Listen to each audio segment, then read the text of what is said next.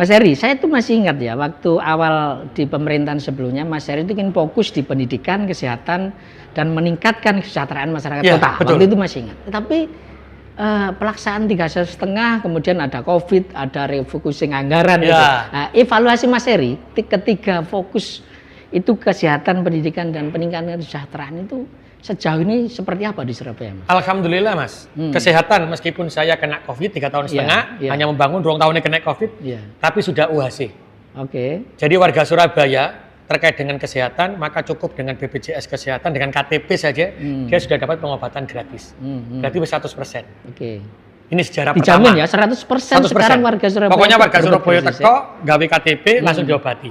Kalau ternyata dia belum punya BPJS, maka dia akan dimasukkan edabu oleh rumah sakit, langsung 1 hari akan difinalisasi oleh Dinas Kesehatan untuk diberikan. Karena itu sudah target kita. Karena sudah UHC, Mas. Oke, iya.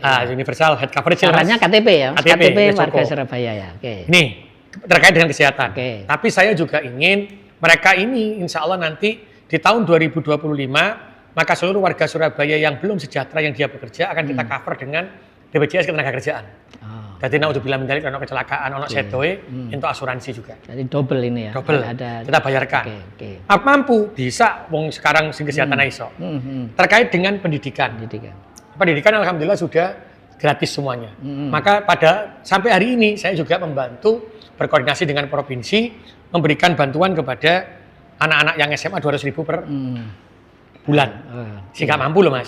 Terus untuk universitas kita juga menambah kuota. Bahkan hari ini ada 1 sarjana, 1 keluarga miskin yang ada 200 orang yang itu ada di asrama bibit unggul. Kesehatan, pendidikan. Apa buktinya? Kemiskinan. Itu kita melakukan padat karya, Mas. Ada orang yang mau jual ginjal, tidak jadi untuk bayar anak sekolahnya di pondok. Hari ini sudah bisa sekolah terus. Karena kita punya padat karya dengan memanfaatkan aset pemerintah kota digunakan untuk pemanfaatan pekerjaan. Contoh, ada cuci mobil. Oke, ya. Ada penjahit. Saya lihat itu. Ada paving. Anggaran pemerintah kota Surabaya yang terkait dengan seragam gratis, terus terkait dengan paving itu benar-benar yang mengerjakan adalah warga kota Surabaya. Kami bekerja sama dengan pabrik, kami dilatih, akhirnya mereka menghasilkan paving, kita beli anggaran APBD.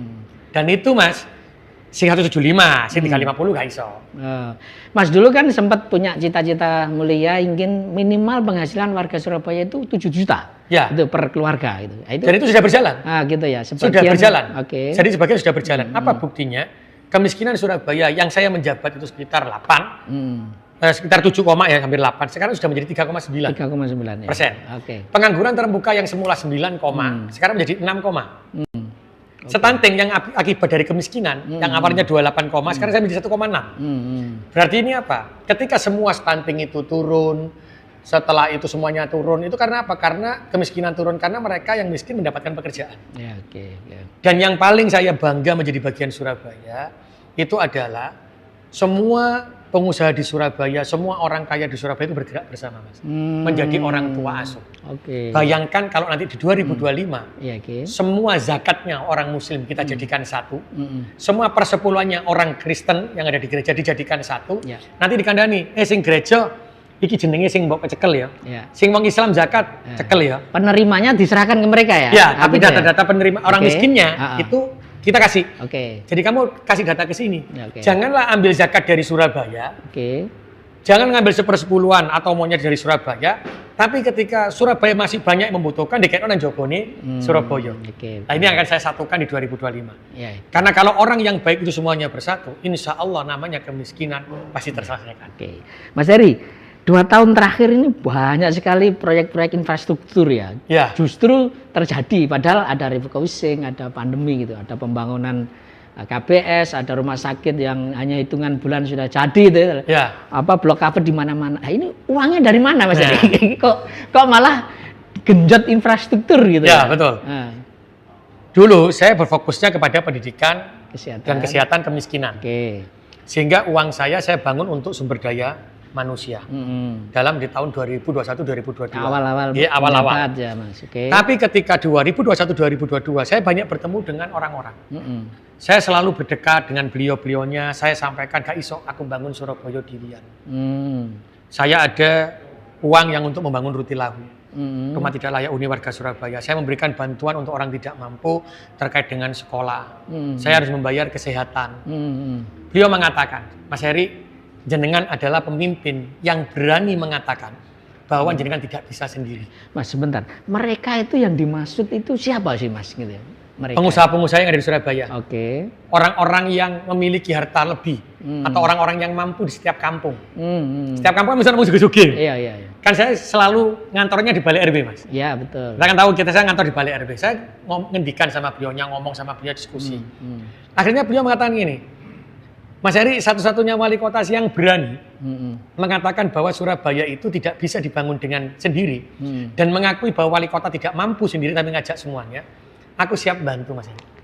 Jadi uang anggaran saya yang saya gunakan untuk sekolah gratis dan macam-macam tadi, Mas, itu di-cover oleh mereka menjadi orang tua asuh. Sehingga anggaran-anggaran yang tadi itu gede buat mereka, itu saya gunakan untuk membangun infrastruktur. Bayangke, lek wong Surabaya iku cuek kabeh. Bayangke lek wong sing duwe agama tapi gak iso njalukno agamae. Akhire gak ngetokno zakate, gak ngetokno sedekahe. Saya tidak akan mampu membangun infrastruktur seperti hari ini. Tapi karena uang-uang yang tadi saya gunakan untuk kepentingan masyarakat, mereka ingin mencari amal jariah berbarengan dengan saya, akhirnya mereka menjadi orang tua asuh. Uang yang dibuat kesehatan, pendidikan tadi, saya bisa gunakan untuk infrastruktur. Itu loh, Mas, hebatnya wong Surabaya. Itu perkara wali kota iki, Mas. Sajane wong Surabaya wani. Wani, ya wong Surabaya berarti, Mas, iso lam yaskurinas malam yaskurillah. Iso terima kasih sama warganya, sama manusia sebagai bukti syukur kali Gusti Allah nih. Download Tribun X sekarang, menghadirkan lokal menjadi Indonesia.